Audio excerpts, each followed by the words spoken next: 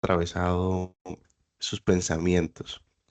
Y terminamos ayer hablando de algo bien interesante y es el mal, ¿no? El mal desde la perspectiva teológica, pero también filosófica. Y habíamos terminado hablando de este mal moral y mal natural. Ya hicimos el cambio de la imagen a petición de la audiencia. Ya nos arrepentimos delante del Señor y alcanzamos misericordia. Bien, entonces estábamos hablando de un mal moral y de un mal natural, ¿no? Y hablamos que ese mal moral implica lo que pasa dentro del corazón, ¿cierto? Lo que pasa adentro del ser humano y que tiene que ver con ese tipo de mal que no es tangible en el sentido de las decisiones, ¿no? Como el que decíamos que cometió Satanás y el que cometió el ser humano en el huerto. Y luego tenemos un mal natural que sí se manifiesta o se refleja en lo físico, ¿no? Que es donde ya podemos ver una consecuencia más palpable con relación al dolor, a las enfermedades, a la muerte, etcétera. Y terminamos con una pregunta que no alcanzamos como a profundizar entre todos, y era el tema de quién define lo que es malo, ¿no? ¿Quién define lo que es malo? ¿Cómo puede saber el ser humano lo que es malo? De alguna forma veíamos que el bien es la contraparte del mal, ¿no? Es decir, que sabemos que el mal existe porque el bien existe. Pero el tema es, ¿quién define lo que es malo? Y esa pregunta es bien interesante. ¿Quién define lo que es malo? ¿Qué piensan ustedes? Solo Dios, que es el único que Dios. tiene la condición perfecta, santo para definirlo. Dios define lo que es malo. Ok, interesante. ¿Y cómo conciliamos, por ejemplo, pensando ahorita en lo que María nos compartía con relación a David, que este hombre que es conforme al corazón de Dios, dice el Señor que no le iba a permitir construir el templo porque sus manos estaban llenas de sangre? O sea que era un homicida, ¿no? Asesinó, llegó a asesinar muchas personas. En ese sentido, por ejemplo, ¿cómo veríamos ese asunto del mal si inherentemente en el ser humano parece que hay un entendimiento global o general de que el asesinato no está bien, sino que es una manifestación del mal? Cómo ven ese tema?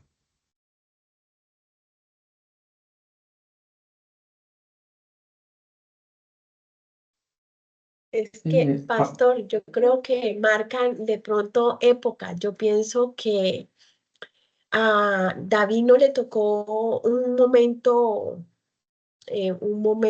bueno, ¿no?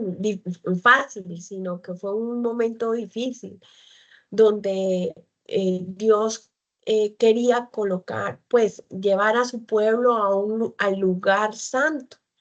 Y la gracia, yo pienso que la gracia de Dios cuando inunda es como cuando, por lo menos, hay gente que te coge rabia y no sabe usted ni por qué te cogen rabia, ¿sí? Pero es que a veces, y eso pienso que pasa a veces la gracia de Dios, lo que a Dios ha puesto en ese pueblo de Israel, los demás también lo querían, pero también querían destruir ese pueblo, ¿no? Digo yo. Ok. O sea, ellos se lo buscaron.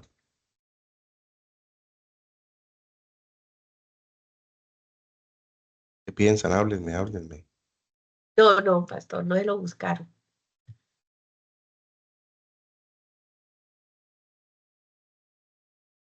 ¿Qué dicen los demás?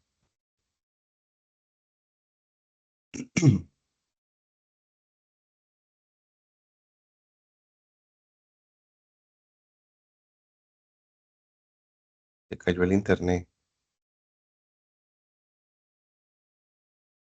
Bueno, fíjense que este tema es interesante porque si lo vemos desde ese punto de vista, parece que la definición de la maldad puede llegar a ser subjetiva, ¿no? Ahora, hay una gran comparación, un gran abismo entre la forma en que la Biblia presenta el mal y la forma en la que el ser humano percibe el mal. Sin duda, en la escritura necesitamos apelar a una exégesis detallada para entender un poco el contexto en donde se originaron algunas acciones de maldad. Por ejemplo, porque en el Antiguo Testamento, en el periodo, por ejemplo, de los patriarcas, era normal que las personas se casaran y tuvieran relaciones sexuales entre familiares, por ejemplo, porque hoy en día eso se ve mal, porque hoy en día consideramos que eso está mal, porque en tiempos del Nuevo Testamento incluso se consideraba que eso era pecado. Entonces necesitamos hacer una exégesis para llegar al tiempo del escrito bíblico, colocarnos en los zapatos históricos de los que recibieron ese mensaje y entender qué era lo que culturalmente rodeaba sus experiencias. Y ahí podemos tener, digamos, una explicación del por qué, del por qué algunas situaciones que para nosotros hoy se consideran moralmente malas. Igual con el tema de los asesinatos entre naciones, y entendemos desde la exégesis bíblica y desde las historias que conectan a las naciones del Medio Oriente antiguo, el hecho de que Dios utilizaba de alguna forma a su pueblo, así como utilizó otros pueblos, para traer justicia sobre algunas naciones, ¿cierto? Cuando Él utilizó a Israel para traer justicia sobre algunas naciones, estaba dando cuenta de un entendimiento que Dios tenía de la maldad de esas naciones, y en algunos casos utilizó incluso naciones paganas para traer juicio sobre su propio pueblo, sobre el pueblo de Dios. Entonces, sí tenemos que desarrollar esa capacidad exegética para entender qué asuntos parecen estar adaptados a una especie de contexto muy especial en el desarrollo de la historia humana, y no divorciar la historia de la realidad bíblica. Sin embargo, el problema al que nos enfrentamos hoy es mucho más grande, porque parece que el ser humano a través de las décadas y de los siglos ha intentado definir lo que es moralmente bueno. Y para eso decíamos que han creado leyes para que se legislen lo que son delitos. Algunos son punibles, algunos otros no son punibles, y parece que hay un sistema moral que de alguna forma ha impregnado, ha permeado a la iglesia con relación a que hay un mal externo físico que parece ser mucho más grave que el interno, ¿cierto? Y entonces hay esa especie de diferenciación. Y ayer casualmente, entre todas las aberraciones que uno ve día tras día en este mundo caído, me aparecieron dos cosas que me llamaron mucho la atención. Les tomé un pantallazo y dije, voy a colocarlas aquí en clase para que meditemos un poco en eso, ¿no? Acerca de quién es el que define lo que está mal y lo que está bien. La primera noticia, no sé si alguno la alcanzó a leer, eso salió ayer, un personaje por allá en Bucaramanga demandó a su EPS, y un juez dictaminó que la EPS debía suplirle la compra de dos muñecas sexuales inflables. La EPS dijo que este hombre estaba alegando que tenía problemas de inseguridad, ¿cierto? Que él era una persona insegura, que tenía baja autoestima, y él alega que lo que necesita para mejorar esa situación es comprar dos muñecas sexuales. Así que este juez dictamina que la EPS tiene que cumplir con ese tratamiento, que no sea muy convencional, para que el hombre ya no tenga baja autoestima. Y eso está dictaminado por un juez. O sea, es una orden judicial que la EPS tiene que acatar, porque si no acata, su representante legal puede sufrir acciones judiciales, puede ir a la cárcel. ¿Qué piensan de eso? ¿Cómo lo ven?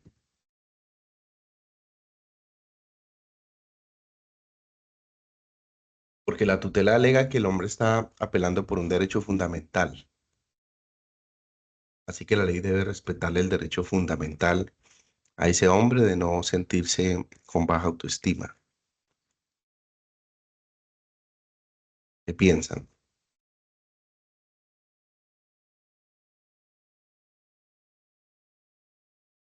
Bueno, tocó usar la ruleta. Maestro, mal. O sea, pienso que el problema parte cuando a veces tratamos de ver justo lo injusto, o ver bueno lo malo. Esa es la palabra que llaman a lo malo bueno y a lo bueno malo. ¿Sí?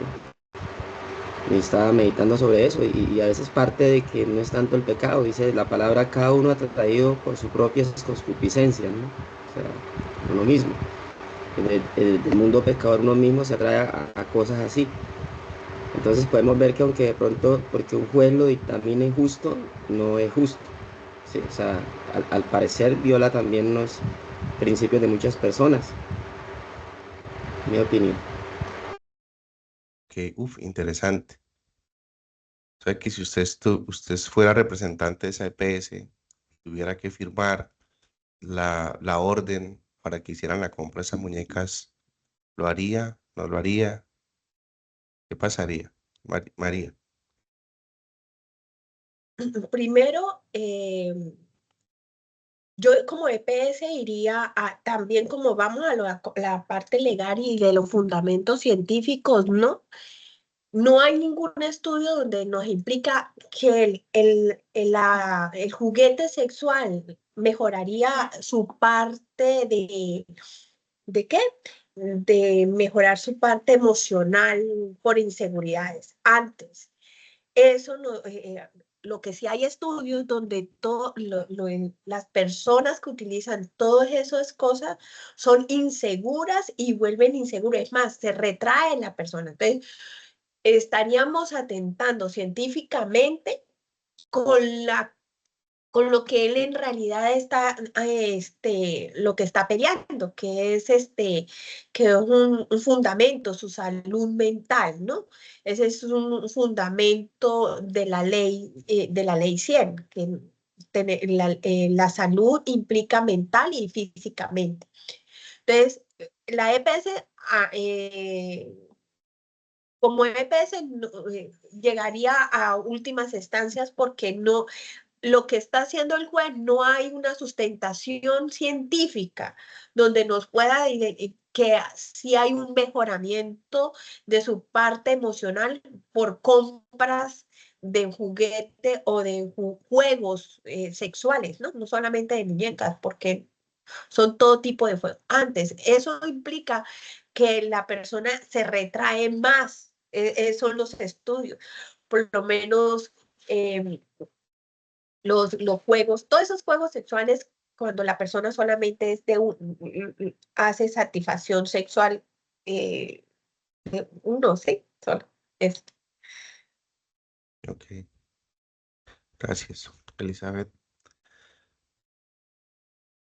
Pastor, desde un inicio hemos visto que el problema en sí de la humanidad ha sido evadir la responsabilidad del pecado, evadir siempre la responsabilidad frente al pecado. Lo vimos desde Adán justificándose, echándole la culpa a Eva. Entonces, si miramos todos estos casos, una persona en esa condición de pecado, por ejemplo, esta persona que solicita eso es una condición de pecado, evade su responsabilidad alegando una enfermedad. Igualmente, aún las mismas leyes, las personas buscan evadir el cumplimiento de principios, entonces se apegan a leyes, se apegan a situaciones que puedan, como Pilato, lavarse las manos. Pero siempre uno lo que ve el hecho, ante todo, por ejemplo, pastores y iglesias apoyando movimientos LGTBI. ¿Cuál es la razón justificable? Porque estamos de acuerdo que es un movimiento de paz, que no deben ser violentados, que deben ser amados, que deben ser, buscando siempre justificar, ¿sí? Justificar las acciones y siempre el ser humano es la tendencia. Si usted le pregunta a un niño por qué hace eso, él va a tener una forma de responder para evadir su responsabilidad frente a ello. Eso lo somos nosotros. Miren la cantidad, uno dentro del liderazgo, uno se admira uno dice, Dios mío, ¿qué pasa? Siempre encuentran una excusa para incumplir, para fallar, para no hacer, y siempre ahí está presente, o sea, siempre buscamos el no admitir la responsabilidad. Puede preguntarle, ¿usted por qué no hizo esa actividad? Ay, es que tú esto, siempre, no se asume, no asume el compromiso de decir, a mí me falta, yo entiendo, yo tengo, yo soy responsable, sino que siempre como Eva le echamos la culpa a todo, al tiempo, al clima, a la situación, a todo lo demás. Entonces, esto es el espejo claro de que el ser humano siempre va a buscar una excusa para defender su situación de pecado y no aceptar su condición, y el diablo feliz. Excelente. Escuchen porque ya casi viene la fecha de entrega del método teológico, ¿no? Entonces, ahí les voy a mandar con esa misma respuesta. Pero evidentemente el ser humano está, o los sistemas, incluso las mismas leyes humanas, intentan de alguna forma opacar la responsabilidad del hombre frente a sus acciones, ¿no? Incluso las mismas áreas de la psicología, de la psiquiatría, intentan apartar un poco la responsabilidad del hombre frente a su pecado y imputársela a su contexto, ¿no? A lo que lo rodea.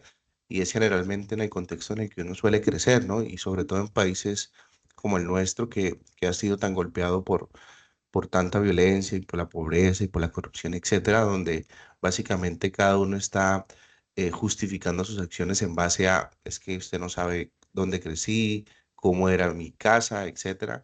Y, o sea, al final del día puede que estos elementos afecten, ¿cierto?, nuestro comportamiento, pero delante de Dios y de la forma en la que el Señor presenta la responsabilidad del hombre frente al pecado, somos inaludibles. De hecho, el Señor, el Pablo en Romanos dice que somos inexcusables, que no tenemos ningún tipo de excusa válida frente al juicio inescrutable de Dios. Entonces, eso es muy interesante. América. Sí, profe, pues estaba analizando ese, digamos, en lo que usted nos colocó ahí, y estaba mirando también era por qué el juez tomó esa decisión. Y pues yo pienso que probablemente lo tuvo, digamos, con base a el principio de protección a una persona discapacitada, considerando, digamos, que la sexualidad también hace parte de ese bienestar integral. Pero yo pienso que también esta persona pudo haber buscar otras alternativas, digamos, ir al psicólogo, tener terapias, algo así, para corregir esa parte, digamos, emocional que él tiene, que dice que él alude al juez y no a recurrir a esas instancias como tan ilógicas, digo yo, porque eso más que todo se ven allá en Japón, en Europa, esa clase de cosas, de comprar muñecas sexuales y eso, pero habiendo mujeres bonitas, digo yo, o sea, ¿dónde cabe eso? Pienso yo. Eso era todo. Ok, gracias. Pastor Julián. Pues, pastor, una de las cosas que pues, he entendido, ¿no? Que la ley fue puesta para hacer la diferencia, uno para discernir entre lo que es bueno y lo que es malo, ¿no? Porque el hombre, bueno, he entendido que al principio, cuando antes de pecar, estaba bajo un estado de inocencia.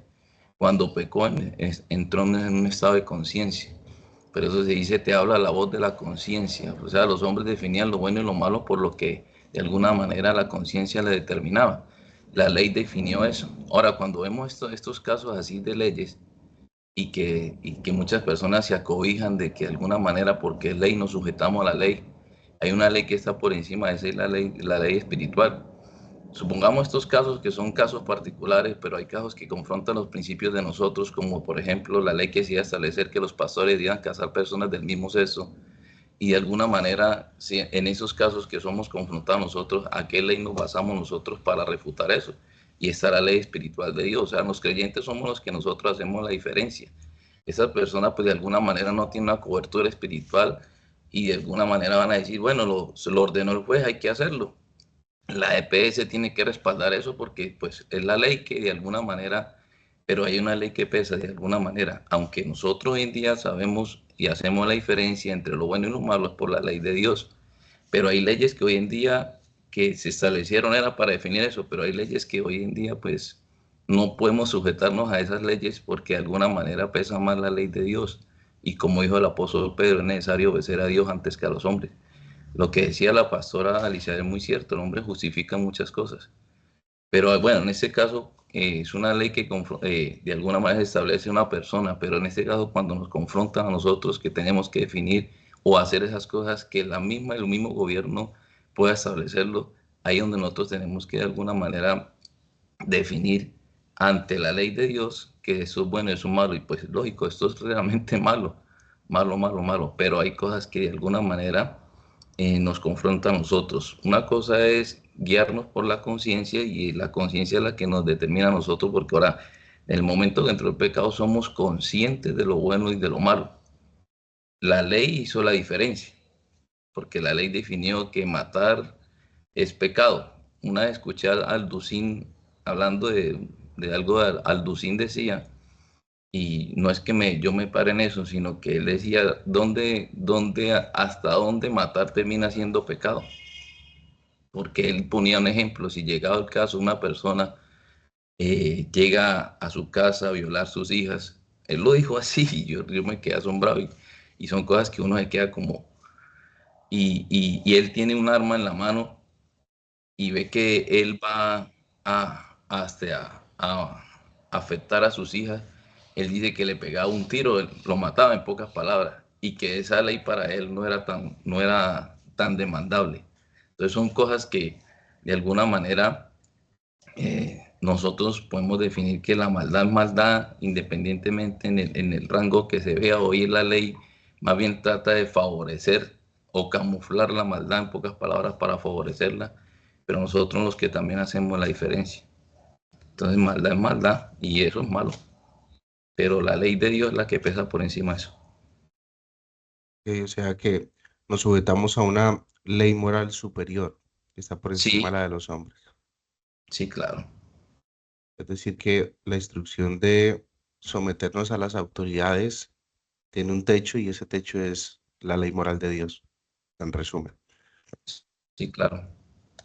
Listo. Jorge, Jordan, y seguimos. Sí, maestro, o sea, apoyando lo que dice el pastor Julián, es que si usted queda mirando nada más la pancarta, dice, en la iglesia hay espacio para todas, todos y todes. Y ya ese todes a mí me lleva como a ir a buscar, porque pues todes, sí, sí, yo creo que en todas y todos estamos bien. El todes ya es algo que ellos quieren hacer fuerza porque el tema está en que yo, hasta donde yo llego a que me acepten como soy sin querer cambiar. Y ese es un peligro que está llegando a la iglesia donde quieren hacer resistencia de que pues me tienen que aceptar porque es para todos y todas, pero yo no quiero cambiar, yo quiero ser todo, yo quiero seguir siendo homosexual, yo quiero seguir siendo lesbiana, no quiero abrirme al cambio y tienen que aceptarme así. Entonces, el punto ahí parte, lo que dice el versículo, ¿no? Los hijos de las tinieblas, a veces son más sagaces, ¿no? O sea, ellos poco a poco, yo pienso que todos los días ganan terreno jurídico, ganan terreno en muchas cosas, ¿verdad? Para hacer fuerza de que debe de ser así, como decía el pastor, o sea, llegar al momento donde quieran que se casen dos hombres y que tengamos que aceptarlo. Si hay un homosexual y yo le voy a hablar del cambio, le voy a hablar de Dios, entonces yo puedo ir preso. Entonces, hasta dónde llega, ¿verdad? Lo que pueda blindar los principios morales, ¿verdad? En un mundo que quiere desenfrenarse en eso, en lo malo, en hacer lo malo y justificarlo de que es bueno, ¿verdad? Yo partía en la unidad donde estoy de decirle a los jóvenes que en todas las obras de teatro que hacen siempre meten al diablo. Y así es muy fácil porque uno le echa la culpa al diablo de todo, de que pues el diablo los atrae a la droga, el diablo los atrae al homosexualismo y todo es el diablo, pero les hablaba de que revisemos un poquito, que a veces cada uno es atraído por su propia concupiscencia, por lo que está dentro, por lo que anhela, y ser más sinceros con Dios para poder definir lo que verdaderamente es el bien y el mal. Incluso investigué todo eso porque me llamó la atención, ni siquiera está aprobado por la Real Academia Española, sino que ellos quieren colocar la E para decir que pues el homosexual y la lesbiana debe ser también aceptado, y en la pancarta dice, en la iglesia hay espacio para eso, para los todes, o sea, los que no quieren cambiar. Gracias, maestro. Ok, gracias. Jordan.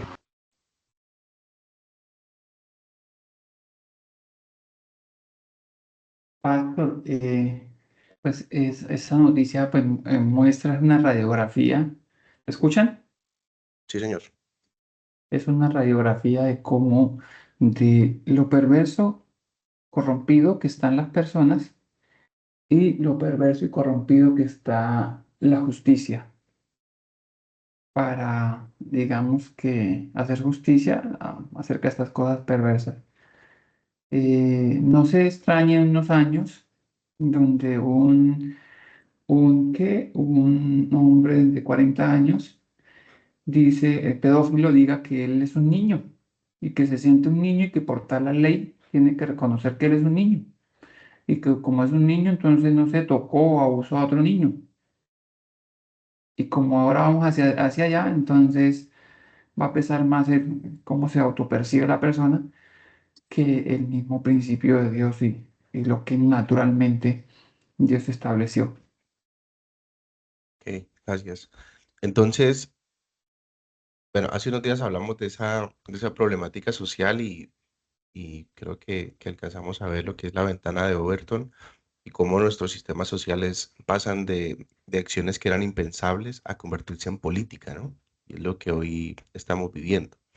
Así que esto simplemente es un asunto en el que cada vez se hace más palpable la forma en la que el ser humano mira la maldad. Y en este caso, yo quería ver un poco sus reacciones cuando les mostrara estos pantallazos, pero ninguno se asombró. Parece que ya nada nos asombra, ¿no? Parece que ya lo hemos visto absolutamente todo. Aun cuando los asuntos a los que nos estamos enfrentando aquí son extremadamente graves, ¿no? Pero hay algo interesante. Fíjese que este tema con el tema del orgullo gay y la aceptación de estos, digamos, de estas prácticas pecaminosas, de la homosexualidad y etcétera, eso parece que de alguna forma ah, exalta mucho a la iglesia, o sea, la iglesia se exalta mucho alrededor de este tipo de pecados, ¿no? Que son como tan escandalosos. Y precisamente hay una especie de mal, hay un mal que es personal, y ese mal que es personal nos habla acerca de la forma en la que el ser humano percibe el mal desde el individuo, ¿cierto? Desde el ser humano individual. Y podemos dividir ese mal personal en dos aspectos, en los que practican el mal desde la perspectiva en que cayeron o que fueron tentados y cayeron, es decir, su intención inicial nunca era hacer el mal, pero que fueron tentados a hacerlo. En el caso de Adán y Eva, ¿cierto? Ellos ese día no se levantaron pensando en que querían practicar el mal o en que querían pecar, pero sí fueron inducidos, fueron tentados hacia ese mal. Y por otro lado está el mal que refiere a los malvados, a los que practican el mal intencionalmente, a los que lo hacen de manera consciente, como el caso de Caín, ¿cierto? Que aunque Dios intentó de alguna forma prever lo que él iba a hacer, trató de encarrilarlo, le predicó, ¿cierto? Le explicó que la maldad, el pecado se iba a enseñorear de él, aún así, conscientemente fue y asesinó a su hermano. Entonces, hay una distinción ahí entre ese mal que se produce en la persona, ese mal individual, que es cuando se cae, ¿cierto? Cuando se cede a la tentación y otro es cuando definitivamente el mal se convierte en una forma de vida, el mal se realiza de forma intencional. En todo el relato de la primera y la segunda carta, el primer y segundo libro de Reyes, es interesante ver que cuando se mencionan los periodos de Reyes, se hace una distinción clara de cuando el rey hizo lo bueno delante de los ojos de Dios, pero también claramente se deja expreso cuando ese rey hizo lo malo ante los ojos de Dios, ¿cierto? Y cuando ese rey hizo las cosas malas ante los ojos de Dios, básicamente lo que se está proponiendo es que el rey que debía gobernar para Dios se volvió desleal y ya no le dio su lealtad más a Dios, sino que de alguna forma hizo que no solamente él, sino que su pueblo fuera inducido al pecado, a la idolatría, ¿cierto? Así que estos reyes eran juzgados o por ser parte de esa misma idolatría, de aceptar la idolatría, de ellos promover la idolatría, o también eran juzgados por el hecho de ser permisivos frente a ese tipo de actitudes. Y es interesante también eh, analizar una postura que incluso encontramos en el Nuevo Testamento, que mirándolo desde una primera o dándole una primera vista pareciera una especie de contradicción, porque aquí ya estamos hablando de un mal que está presente en el cuerpo de Cristo, en la iglesia, desde el contexto del Nuevo Testamento y desde el contexto de la iglesia ya fundada. Y eso lo encontramos en Primera de Juan. Y yo quiero que haga este ejercicio rápido, en 5 minutos. Lea Primera de Juan, capítulo 5, perdón, capítulo 1, versículo del 5 al 10. Eso habla del autoengaño. Primera de Juan, capítulo 1, versículo del 5 al 10. Y luego lea Primera de Juan, capítulo 3, versículo 8. Y trate de analizar esas dos declaraciones que está haciendo el mismo apóstol Juan en la misma carta y tratemos de encontrar por qué eso no es una contradicción.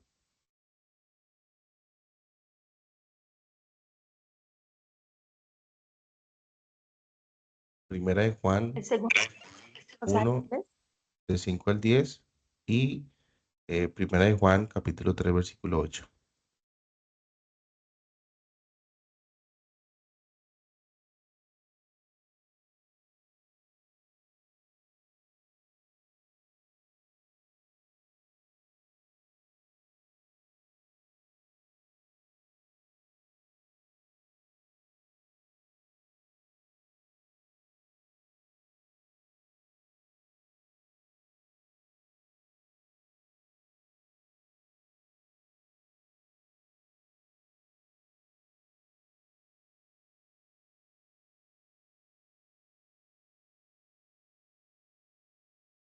Que vaya terminando y quiera dar su apreciación, lo puede hacer.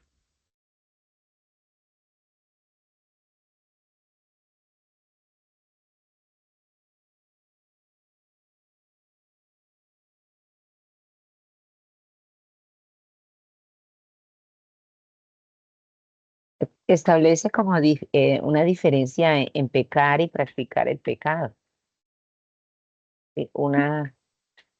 La condición de pecar, la Biblia dice que todos hemos pecado, por cuanto todos pecamos, ¿sí?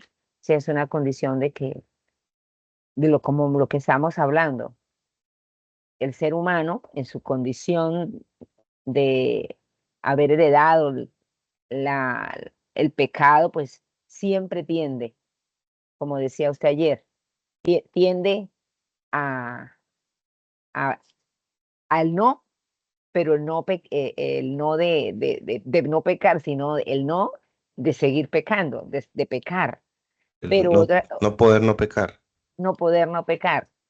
Y el asunto ya de practicar el pecado ya es una condición de conciencia, ¿sí? De querer estar siempre haciendo, como dice la palabra, el verdadero arrepentimiento no está en confesar el pecado y apartarse, ¿sí? En cambio, el practicar el pecado, aquella persona que dice, confieso el pecado, pero lo sigue haciendo.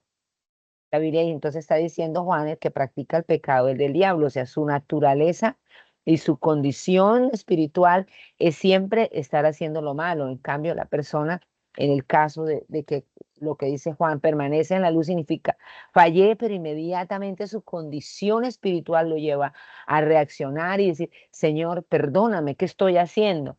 Y se levanta por su condición misma de estar en Cristo. O sea, el mismo Espíritu Santo y la misma condición de nueva en Cristo lo lleva como yo digo siempre, es algo que está dentro de mí que me lleva a rechazar lo malo, aunque dentro, como dijo Pablo, querer hacer lo bueno no está, pero aunque eso se dé, inmediatamente hay una reacción porque el Espíritu Santo está en mí como de expulsar lo malo inmediatamente. El que practica el pecado se queda cómodo, como el que se cae y dice, ay, déjenme aquí, yo quiero estar aquí, qué chévere. ¿Sí? En cambio, el que se cae, uy, me caí, se para inmediatamente. Es lo que la palabra me da a mí a entender. Ok, muchas gracias. ¿Están de acuerdo?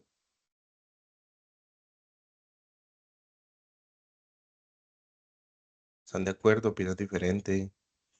¿Qué encontraron?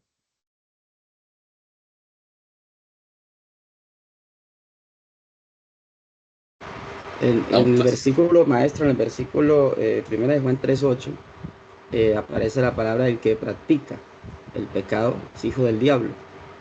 O sea, ya habla de práctica, ya habla de volverlo un hábito. El versículo que leímos, que leo a la pastora Elizabeth, habla de que hay misericordia al que se aparta y debemos reconocer que todos somos pecadores, pero hay una salida. Pero en el segundo versículo ya veo es práctica, porque es que a veces el pecado se vuelve un hábito desde el punto de vista que yo lo vea. Y por eso él dice, por cuanto todos pecamos, porque depende cómo lo mire como pecado. Incluso hay gente que dice, eso no es malo. Incluso hay gente que dice, porque recuerdo que otra definición de pecado es poder hacer lo bueno y no hacerlo, o saber hacerlo y no hacerlo. Entonces a veces dice ahí, pues cuanto todos pecaron, todos. Y yo pienso que el pecado siempre está asediando y mucho más a la iglesia, y está a la puerta cada día.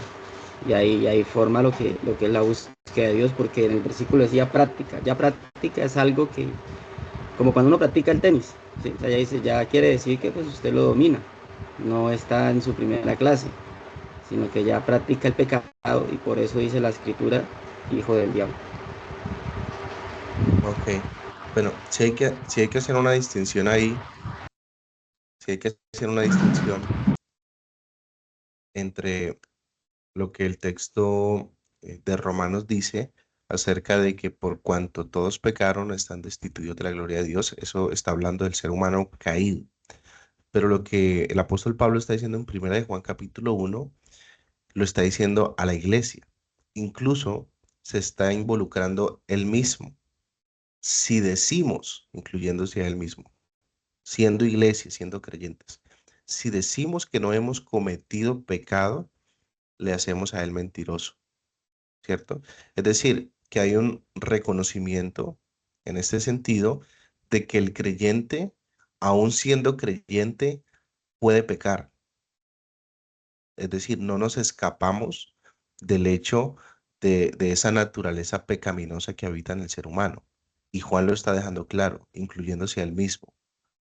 Si decimos que no tenemos pecado, nos engañamos a nosotros mismos. Aquí está refiriéndose a un pueblo creyente, un pueblo cristiano. Ahora, en definitiva, sí hay un gran abismo entre el creyente que peca, pero confiesa su pecado y alcanza misericordia, y aquel que practica el pecado, que incluso Juan dice, no dice que sea un creyente, sino que es un hijo del diablo. Es decir, sigue siendo un incrédulo. Es decir, hace referencia al pecado que se comete a nivel diario, a nivel práctico, consciente, fuera de Cristo. Entonces, volvemos a este mal personal. Está el mal de los que caen, que es el caso de un creyente que pueda ser seducido, ¿cierto? Pueda ser tentado y caer en ese pecado, como a Adán y Eva les pasó.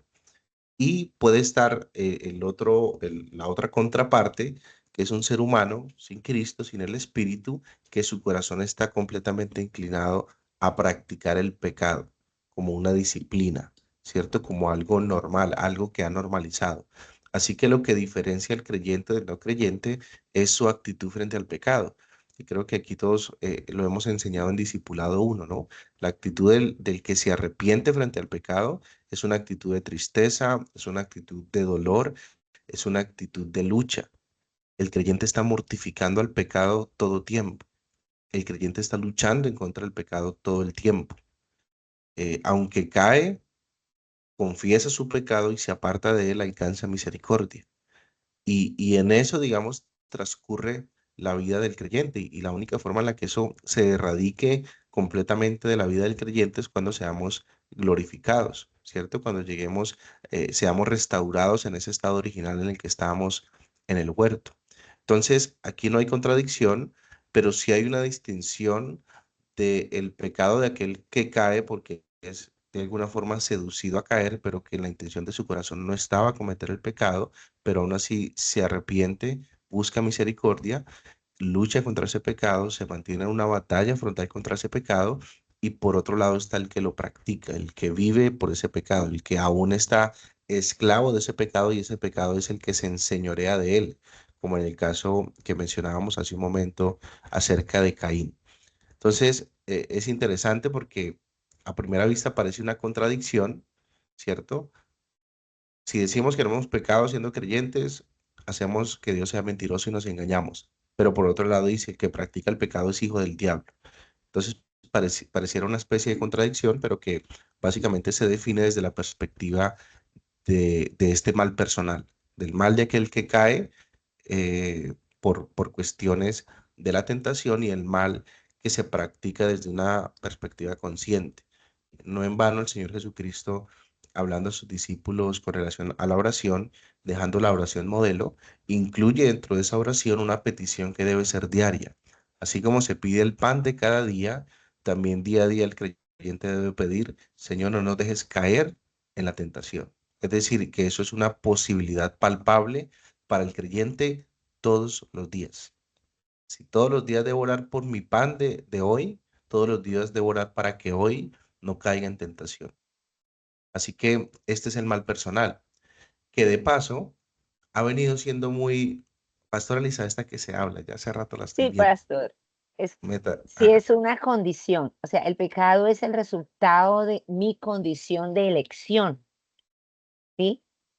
Todos los días yo estoy frente a circunstancias y yo decido, ¿sí? Pero esa decisión también va ligada a mi entendimiento. Si tengo una mente corrompida, pues yo voy a elegir siempre rechazar lo bueno. Por eso que la palabra siempre nos enfoca al arrepentimiento, que es un cambio de qué? En pensamiento. Si mi entendimiento, por ejemplo, en mi caso siempre tengo presente la palabra de Dios, qué es lo que Dios quiere frente a esto, cuál es la voluntad de Dios frente a esto, pues mis decisiones me van a llevar a rechazar el mal, o sea, a no cometer el pecado. Por eso es que el pecado es el resultado de un, digo yo, algo maravilloso que Dios nos dio, que siempre cuando oro le digo, Señor, te devuelvo mi libre albedrío, porque lo único que me ha servido es fallar. Hay una frase que decía Martín Lutero. Él decía que él pensaba que el día de su bautismo el viejo hombre había muerto ahogado en las aguas, pero que luego se dio cuenta que tenía que asesinarlo todos los días, que todos los días tenía que asesinarlo porque parece que no se había muerto allá. Y esto es interesante porque me conecta precisamente con algo que influencia mucho el mal personal, y es que el mal personal ha sido muy influenciado por el pensamiento platónico. Y hablando históricamente en la iglesia por el pensamiento de Agustín. Básicamente la propuesta de la maldad desde esta perspectiva apunta hacia el hecho de que el ser humano eh, peca, pero que debería uno colocarle mucho más atención a los pecados de la carne, a esos pecados que son más visibles. Y por eso les decía ahorita, cuando uno ve, digamos, estas prácticas del homosexualismo o este tipo de pancartas haciéndole apología al homosexualismo abiertamente, uno como creyente se alarma, ¿no? Uno se ofende, uno de alguna forma tiene una especie de regla en la que mide cuál pecado es más grave que otro.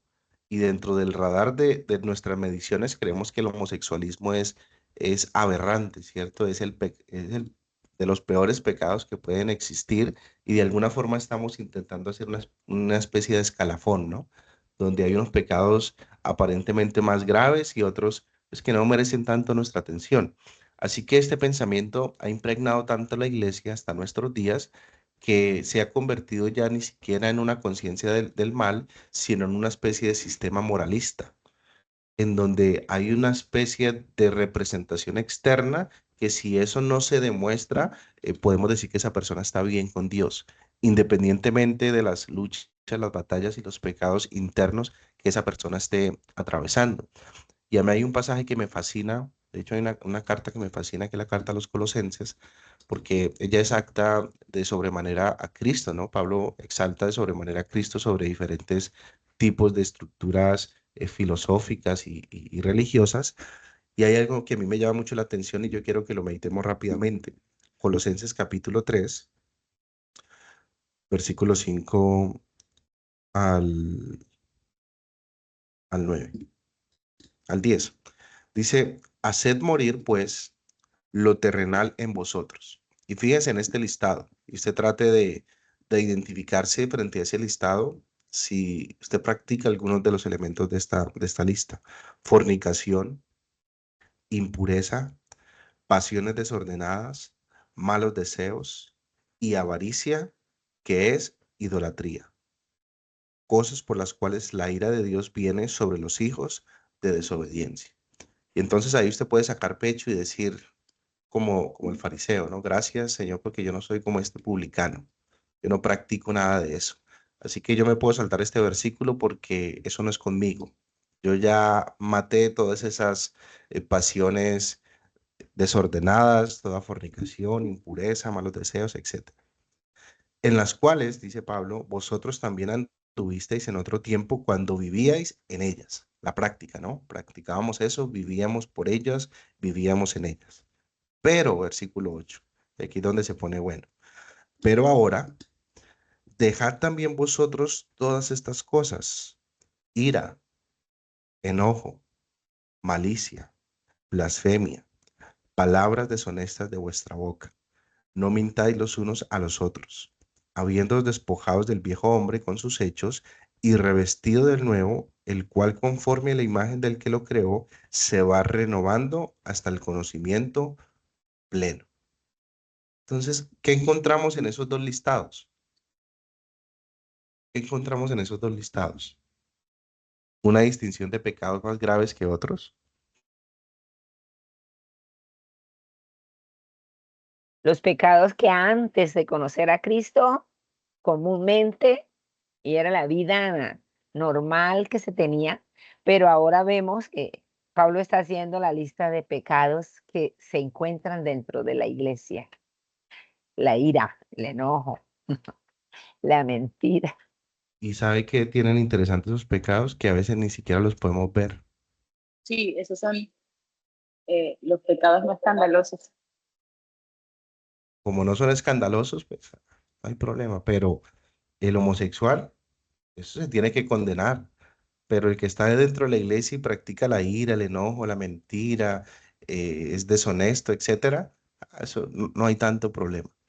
Porque este pensamiento platónico agustino ha influenciado mucho la forma en la que nosotros vemos el pecado.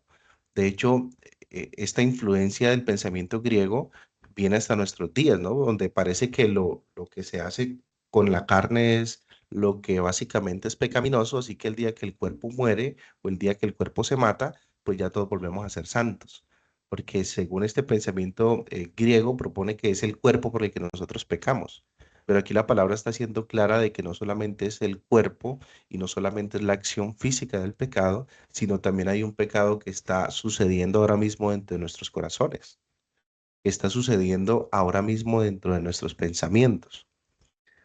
Un teólogo alguna vez proponía la siguiente reflexión y yo quiero dejarla para avanzar. Y él decía, bueno, desde esa especie de moralismo que parece que vivimos muchos creyentes, uno puede pensar en lo siguiente. Pensemos en la ley de Dios, en el resumen de la ley del Señor que Jesucristo la hace de manera puntual. Amarás al Señor tu Dios, ¿cierto? Sobre todas las cosas y amarás a tu prójimo como a ti mismo. Los dos grandes mandamientos. En eso se resume la ley y los profetas. Ahora piensa en el primero. Amarás al Señor sobre todas las cosas. Y analice un poco lo que ese mandato incluye y hágase un diagnóstico. En este momento, ¿tú estás amando al Señor sobre todas las cosas? Haciendo un ejercicio honesto. Porque uno puede decir, yo pongo al Señor sobre todo. El Señor está presente en todo, pero ¿realmente es así? ¿Realmente el Señor es en todo lo que piensas? ¿Realmente el Señor es el que ocupa tus fuerzas, tus pensamientos, tu pasión, tus recursos? ¿Realmente lo estamos haciendo? Y él proponía esa reflexión porque inmediatamente desde una perspectiva honesta, como el apóstol Juan lo dice, deberíamos reflexionar. Si decimos que no cometemos pecado, nos engañamos a nosotros mismos. Empezando por ahí, ¿realmente tenemos la capacidad de cumplir ese mandato de amar al Señor por sobre todas las cosas? Porque puede ser que en las 2 horas del servicio o en la hora del seminario nosotros estemos muy concentrados en Dios y lo podamos estar amando de esa forma. Pero y después de que salimos de esos espacios espirituales, eclesiásticos, seguimos amando al Señor con esa misma intensidad, sigue siendo Él el protagonista de todos mis pensamientos, de mis intenciones, etcétera. Así que esto es muy enriquecedor porque de alguna forma nos lleva a entender un poco cómo es la manera en que Dios ve al ser humano y cómo ve al pecado. Que nosotros tendamos a hacer distinciones de pecados, el Señor ve el pecado para Él como una abominación. El pecado merece juicio, ¿cierto? Y la paga del pecado es la muerte, como bien el apóstol Pablo lo cita en su carta a los Romanos. Así que nosotros deberíamos cuidarnos de seguir practicando este pensamiento agustino de que solamente los pecados que se manifiestan en la carne son los peligrosos, sino que hay otra serie de pecados que están sucediendo ahora mismo en las iglesias, en nuestros corazones, en los cuales él también, el Señor quiere que seamos conscientes de ellos, que nos arrepintamos de ellos y que seamos transformados. Pablo termina diciendo, a medida de que llegamos a un conocimiento pleno, lo que decía la pastora Elizabeth. Lo único que nos va a permitir a nosotros resistir la tentación de caer, no solamente en la primera lista, sino en la segunda lista, es el conocimiento que tengamos de Dios adquirido a través de su palabra. Por eso vemos a Cristo respondiendo a sus tentaciones con base a la Escritura. Escrito está, escrito está, escrito está. Por eso el apóstol Pablo aquí a los Colosenses dice, mientras el nuevo hombre está siendo formado a la imagen del que lo creó, se va formando en la misma medida o en la misma altura en la que llega a un conocimiento pleno, que al final es la misión que toda la iglesia tiene, llegar a la plenitud del conocimiento del Hijo de Dios, para que el carácter de Cristo entonces se vea reflejado en nuestras vidas. Así que este mal personal, en resumen, nos apunta hacia el hecho de que hay un mal que proviene de la caída o de la seducción a través de la tentación. Hay otro mal que se convierte básicamente en una práctica y que se practica de forma consciente. Entonces, conclusión de esta parte, no podemos simplemente estar mostrando una distinción de pecados, sino que tenemos que ser completamente diligentes en todos los tipos de pecados, guardándonos de todo tipo de práctica, bien sea de las que se manifiestan en la carne, pero también de las que se manifiestan dentro del corazón y de los pensamientos. Alguien decía que por lo menos todo pecado se cometió al menos 2 veces. Primero sucedió en el corazón y luego se ejecutó, ¿no? Entonces, ese es el mal personal. Pero también hay una propuesta de un mal que es colectivo. Y es que parece que todo el relato bíblico e incluso todo el relato histórico de la humanidad eh, hace referencia a la forma en la que Dios veía el comportamiento colectivo de las personas.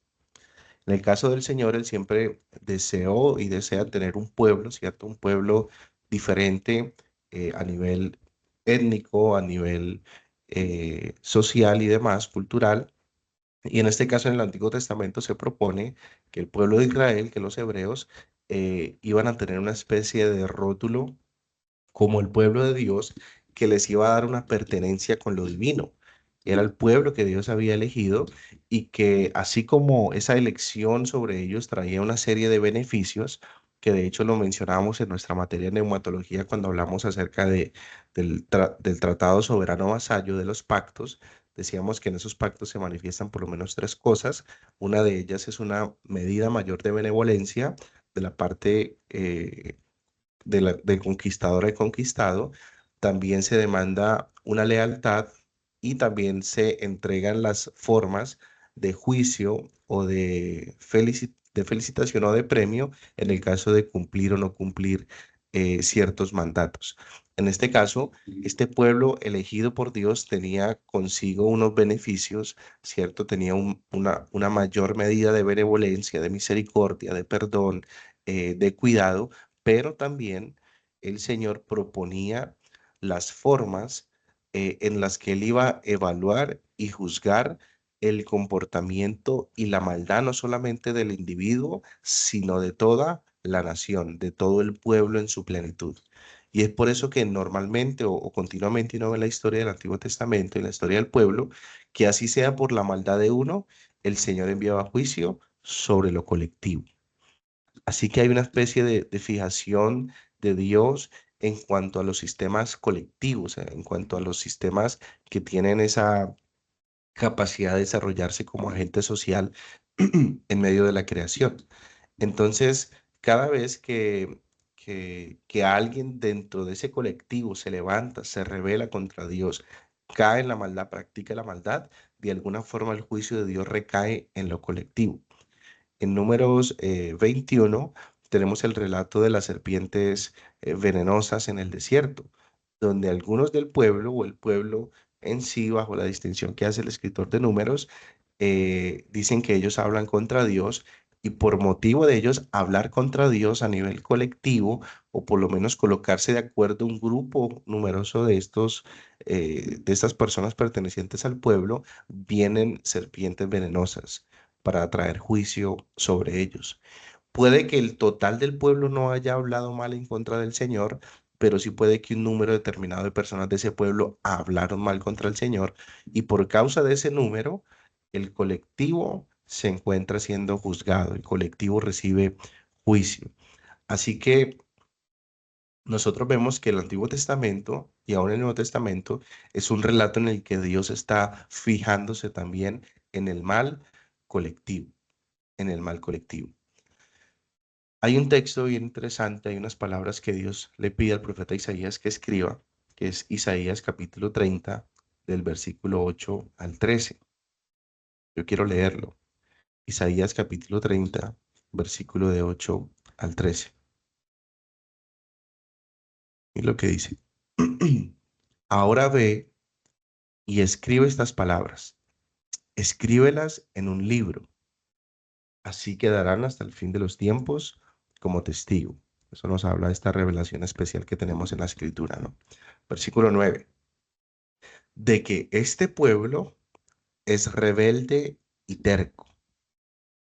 ¿Quién era el rebelde y terco? No un grupo de personas, no cierto listado con nombres propios, no. El pueblo en general, colectivamente, es rebelde y terco que se niega a hacer caso a las instrucciones del Señor. Les dicen a los videntes, dejen de ver visiones. Les dicen a los profetas, no nos digan lo que es correcto, díganos cosas agradables, cuéntenos mentiras. Nada alejado a la realidad de nuestros días. Olvídense de toda esta tristeza, apártense de su senda estrecha, dejen de hablarnos acerca del Santo de Israel. Esta es la respuesta del Santo de Israel. Dado que ustedes desprecian lo que les digo, pero más bien confían en la opresión y en las mentiras, la calamidad caerá sobre ustedes de repente, como una pared pandeada que explota y se cae. En un instante se desplomará y se derrumbará. Y esto es fascinante porque fíjese que Dios nos está fijando en algunas actitudes individuales, sino que está acusando colectivamente a todo el pueblo de ser rebelde y terco, de estar en contra de él. Y como él está haciendo un juicio colectivo, pues el juicio colectivo va a caer plenamente sobre todo el colectivo, sobre toda la nación. La pregunta es, ¿cree usted que literalmente todos eran rebeldes y tercos? No, ¿No? no, ¿Cierto? ¿No? Así que este mal colectivo nos muestra otra perspectiva de cómo Dios mira la maldad y cómo Dios juzga la maldad colectiva de las naciones. Así que aunque cada individuo, cada uno de nosotros es considerado responsable y punible por nuestra conducta, también es imperante entender que el mal colectivo acarrea y trae juicio sobre todo el grupo de personas que forman parte de ese colectivo, ¿cierto? Por ejemplo, usted mira la forma en la que Dios ha traído juicio a muchas naciones, incluyendo a la nuestra, por causa del pecado, de la maldad, de la muerte, de los asesinatos, etcétera. Uno podría decir, yo no he participado de eso. Sin embargo, de alguna forma nosotros también vivimos las consecuencias del juicio por esos pecados, que es lo que ha pasado históricamente cada vez que el Señor desea juzgar a una nación o a un grupo de personas. Absolutamente a todos se les acusa y se les da esa culpa colectiva. Se les da una culpa colectiva por el pecado incluso de una sola persona. En Josué 7:1 vemos la escena del anatema, ¿no? De este personaje que guardó el anatema, ¿cierto? Tomó un anatema, lo escondió y la ira del Señor se encendió contra todos. Y de alguna forma eso parece injusto, ¿no? Porque yo voy a pagar por el pecado de otros. Pero desde una perspectiva histórica, el Señor está mostrando que aunque hay un juicio por el pecado personal, también hay un juicio por el pecado colectivo. Y otra de las formas en las que vemos esto muy palpable es precisamente en el Nuevo Testamento. Fíjese que las discusiones que el Señor Jesucristo tenía en el Nuevo Testamento están muy enfocadas a grupos, a colectivos, ¿cierto? Hablando acerca de los fariseos, de los saduceos, de los judíos, se habla de los gentiles, o sea, hay grupos colectivos, étnicos, que están siendo demandados para cumplir una responsabilidad, incluyendo a la misma iglesia. Hay un caso especial en 1 de Corintios capítulo 5, que seguramente usted lo ha leído, que es este joven que se encontraba cometiendo incesto. Estaba teniendo relaciones sexuales con la esposa de su papá. Y eso incluso ante la ley romana era un delito abominable. Imagínense, incluso ante la ley humana, eso era un delito. Y aún así, Pablo demanda a toda la iglesia, diciéndoles que toda la iglesia estaba envanecida porque aunque todos sabían el pecado de ese varón, ninguno fue tan sabio como para juzgar ese acto y expulsar a esa persona de la congregación, porque parece que ya se había cumplido ese proceso de ir a solas con el hermano, de ir a 2 o 3 testigos y luego de exponerlo a la iglesia. De hecho, el apóstol Pablo es el que tiene que tomar la decisión en la misma carta, porque él escribe, listo, como no hubo ningún sabio entre ustedes, ningún sensato, nadie quiso juzgar este caso, entonces ahora mismo reunido mi espíritu con el de ustedes, este hombre sea tenido por gentil, sea expulsado, para ver si en esa, ¿cómo se llama? En esa expulsación, bueno, no sé, usted me entiende, él puede volver en arrepentimiento y ser tratado por el Expulsión. Espíritu. Expulsión, eso, en esa expulsión. Expulsación, Señor bendito. Expulsión. Entonces, a ver si él puede volver en sí, ¿cierto? Así que fíjese que hay una responsabilidad comunitaria en toda la iglesia. Ahora, cuando vamos al Apocalipsis, capítulo 2 y 3 de Apocalipsis, vemos un mensaje de Cristo a las iglesias como un cuerpo colectivo. Hay unas acusaciones colectivas en contra de la iglesia. Es decir, hay una responsabilidad colectiva dentro de la misma iglesia en relación a la forma en la que Dios ve la maldad. Así que este tema de la culpa colectiva es interesante, es profundo y continúa siendo motivo de estudio, de indagación, de posturas en el mundo teológico y filosófico, porque básicamente nos puede de alguna forma llevar a un punto en el que parezca injusto que yo reciba juicio por el pecado de otros, ¿cierto? Parece injusto que yo reciba un juicio por el pecado que otros cometieron. Así que esta maldad colectiva está presente en toda la narrativa de la escritura. Y ya para cerrar, tenemos otra propuesta que es el mal sistémico, es decir, el mal como un sistema, el mal reflejado desde diferentes tipos de sistemas que están presentes en el mundo. De forma que en una historia más o menos contemporánea, ustedes pueden leer un poco acerca de la teología de la liberación, algunos movimientos cristianos han promovido o han propuesto el hecho de que es importante que en los estados en donde se legislan las leyes para las sociedades se puedan implementar de alguna forma la moral bíblica, que sus leyes estén basadas en la moral bíblica, que la forma de legislar sus leyes en sus naciones esté impregnada de lo que es la Biblia. Así que parece que hay un afán, hay un movimiento para entrar a estas esferas políticas y tratar de hacer una especie de reformas que cambien un poco la forma en la que se ven las leyes, en la que se legislan las leyes y que se empiece de alguna manera a seguir el patrón de la Biblia. Es decir, que la Biblia sea lo que rija la condición moral de las naciones. Hablamos hace unos días del ejemplo de los Estados Unidos y de muchas naciones de Europa que fueron, digamos, sus sociedades primermundistas formadas o fundamentadas en los principios bíblicos y en la ley moral de la Escritura, y vemos cómo ellos han venido perdiendo el camino y cómo ellos mismos ahora son la cuna de todo este tipo de actitudes pecaminosas que de alguna forma afectan eh, el mal social o la moral social de todas las naciones. Y vemos que hay algunas personas, algunos movimientos políticos que intentan volver entonces a la raíz. Oiga, se dieron cuenta, desde el día que mi nación dejó de ver a la Biblia como el derrotero a seguir, esta nación empezó a caer. Esta nación se vino en decadencia. Esta nación dejó de ser tan próspera, tan bendecida como lo solía ser antes. Entonces parece que hay algunos movimientos cristianos que tienen un afán de poder restaurar los principios bíblicos en medio de las esferas políticas para que las naciones tomen un rumbo diferente. Sin embargo, no podemos ocultar y no podemos contradecir a la Biblia en el sentido de lo que hablamos en la clase anterior, de que este mundo caído tiene a alguien que domina los sistemas sociales, políticos y económicos, y ese alguien es Satanás, que se afilia, que se alinea con los gobiernos del mundo y con todos los sistemas eh, malévolos de la tierra para gobernar a la humanidad. Y esa potestad, digamos, se le ha sido otorgada de parte del Señor. Así que de alguna forma esta especie de esfuerzos que la iglesia hace como navegando contracorriente, de alguna forma también van en detrimento de lo que la Biblia enseña, de que estos sistemas precisamente están gobernados por Satanás.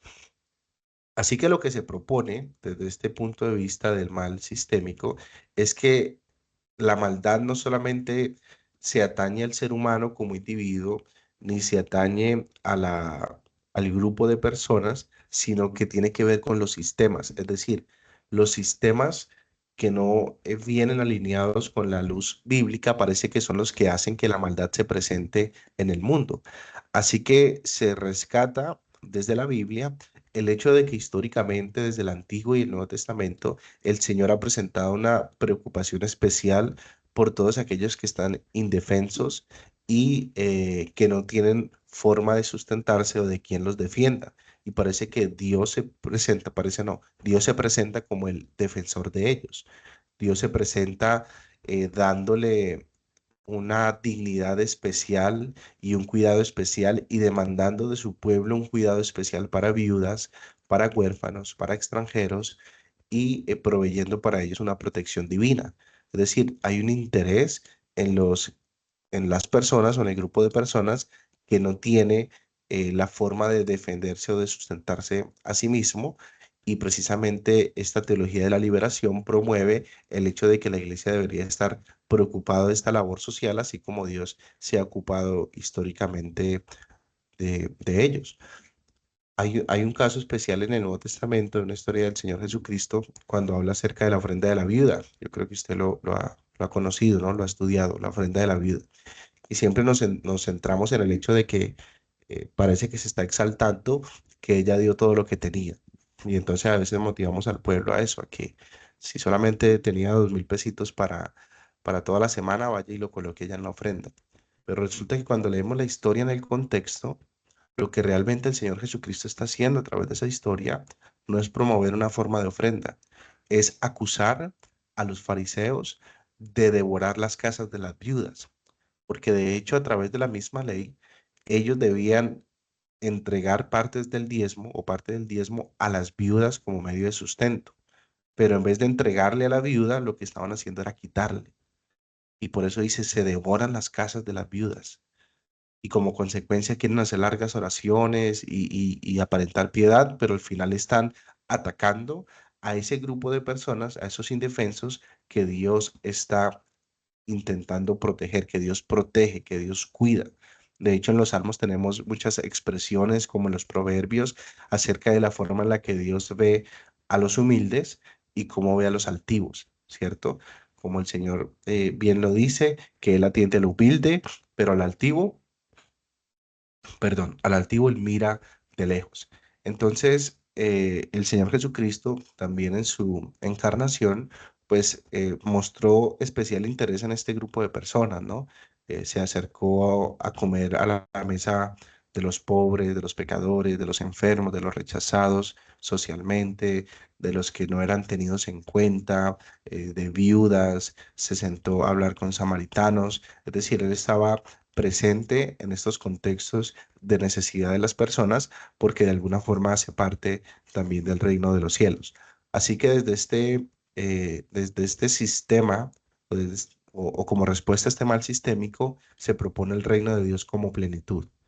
Es decir, que a través de la predicación del reino de los cielos, del mensaje del evangelio que se trae a las multitudes, a las personas, se busca que a través de la recepción o la aceptación de Jesús como su rey, como su señor, se pueda promover o sanar todas las afecciones, no solamente de tipo espiritual, sino también de tipo físico. Así que parece, según la solución que algunos de estos grupos proponen, que recibir el evangelio en la vida de un ser humano no solamente lo va a sanar espiritualmente, sino que le va a promover o le va a proveer todo lo necesario en el ambiente físico. Lo va a sanar de las enfermedades, le va a eliminar todo tipo de pobreza y básicamente le va a hacer participar de una especie de plenitud no solamente espiritual, sino también terrenal.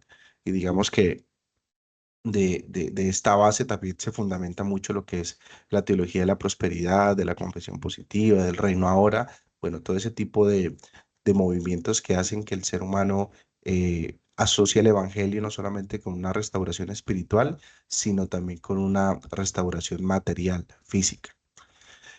Y la forma en la que ¿verdad? La forma en la que estos sistemas han sido vistos desde la perspectiva, desde su asociación con el pecado, se han propuesto a finales del siglo XX un término para referirse a estos sistemas y se les ha denominado estructuras de pecado. Es decir, que a través de estos sistemas sociales opresores que se manifiestan en medio de las sociedades es donde realmente se desarrolla el pecado. Nuevamente, esta perspectiva del mal quita la responsabilidad del ser humano de forma individual y promueve que cada uno está respondiendo en maldad debido a estas estructuras de pecado que se levantan como sistemas que motivan el pecado, que son abanderados del pecado y que por lo tanto lo que hacen es traer consecuencias sobre o bajo los que viven desde estas estructuras de pecado. Entonces vemos los sistemas patriarcales, ¿cierto? Donde se habla acerca del machismo, los sistemas raciales, todo este movimiento de racismo del siglo XVIII, del siglo XVII, siglo XIX, el movimiento clasista, en donde ya se habla de élites, de una posición económica mucho más privilegiada para un sector y el resto del pueblo teniendo que trabajar para ese sector. Luego la separación de lo urbano y de lo rural, ¿cierto? Donde parece que hay un dominio sobre aquellas personas que aún están en el campo y demás. Y el sistema etario, que tiene que ver con las edades, de cómo un grupo etario, ¿cierto? De una edad determinada parece que gobierna o que tiene mayor posición, preponderancia y derechos frente a otro grupo etario de la sociedad.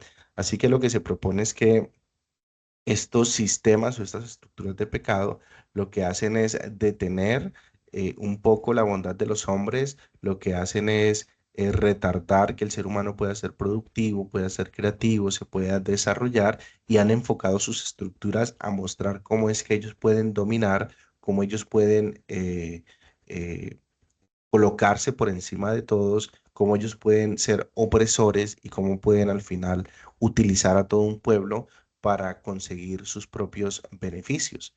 Y vista de esto o realidad de esto es el tema de las guerras, el tema de los sistemas de corrupción, cómo las naciones han sido gobernadas por las mismas familias durante décadas, incluso durante siglos, y cómo parece que estos sistemas o estas estructuras de pecado ejercen opresión y ejercen una capacidad de poder superior a la del resto de seres humanos que hacen parte de esas sociedades. Así que vemos esas tres perspectivas de la maldad, ¿no? El mal personal, el mal colectivo y el mal sistémico. Así que seguimos teniendo allí muchas cosas para pensar. La próxima clase, si el Señor lo permite, vamos a estar hablando acerca de la tentación y el pecado la próxima semana. Listo, vamos ya a entrar en ese tema de la tentación que precede al pecado y del pecado en sí mismo. Vamos a estar tocando su definición etimológica y cómo es que la Biblia nos presenta al pecado. Aquí estamos hablando meramente del mal. Listo, y recuerden para la próxima semana, a ver, hoy estamos aquí. Bueno, la siguiente semana tener listas las exposiciones, ¿no? Las posturas amartiológicas históricas. Listo. Bueno, no les quito más tiempo. Dios les bendiga. Que tengan un excelente día. Amén. Un fuerte abrazo para Amén, todos. amén. Un Gracias, excelente fin de profe. semana. Gracias, Dios les maestro. bendiga. Saludos a todos. Dios les bendiga. Bendiciones para Amén. todos. Amén. Hasta luego. Bendiciones. Compañeros, Dios los Dios les bendiga. bendiga. Amén. Hasta luego.